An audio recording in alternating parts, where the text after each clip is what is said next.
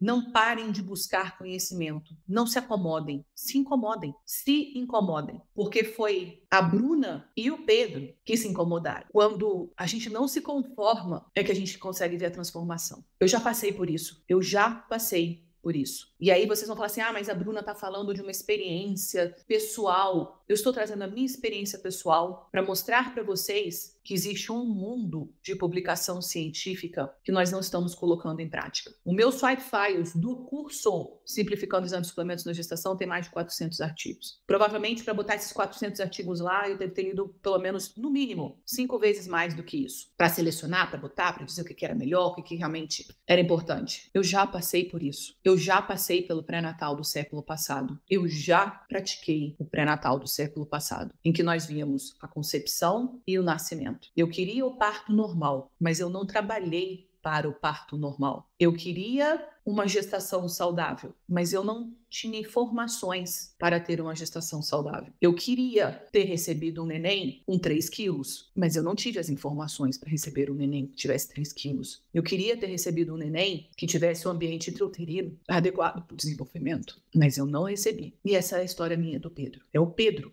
que mudou a minha história. E assim como o Pedro tem outros nenéns, mas assim como a Bruna tem outras mães, e assim como a obstetra, nós temos outros pacientes. E nós podemos muito mais do que nós estamos oferecendo. Nós podemos muito mais do que aquilo que nos disseram que era um acompanhamento de pré-natal. Nós podemos fazer o pré-natal do século XXI. Foi a partir da minha experiência com Pedro, todas essas perguntas que eu fazia: por que ácido fólico? Por que ferritina de 3? Por que hemorragia no pós-parto? Por que pré-eclâmpsia com síndrome metabólica? Por que pré-eclâmpsia tardia? Peraí, por que eu estou tendo pré-eclâmpsia tardia? Essa é uma doença do século XXI.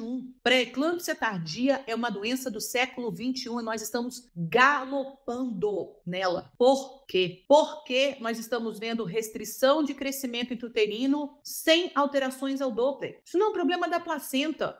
Isso é um problema da nutrição placentária. Isso é uma adaptação. Porque nós ainda vemos parto prematuro da mesma forma, como se fossem contrações dinâmicas antes de 37 semanas, quando a maioria dos partos prematuros acontece por indicação médica. E esses partos prematuros acontecem por quê? Por restrição de crescimento. Restrição de crescimento com Doppler normal. A quantidade de mensagens de mulheres, mas assim, mensagens, depoimentos, testemunhos. Doutora Bruna, eu vivi isso. Doutora Bruna, meu filho morreu com 36 semanas no percentil 3 e Doppler normal. Doppler normal. Não é isso que nós entendemos como restrição de crescimento. Quando a gente vai aprender na universidade, somos treinados que a gente tem que ficar acompanhando com Doppler até ter a centralização. Você não está vendo centralização nessas fetos restritos. Nesses fetos restritos, você não está vendo centralização. Você está vendo 1, 2, 3 pré-eclâmpsias precoces por ano e olhe lá se você estiver atendendo muito. Mas você está vendo um monte de mulher com 36 semanas, com 190 por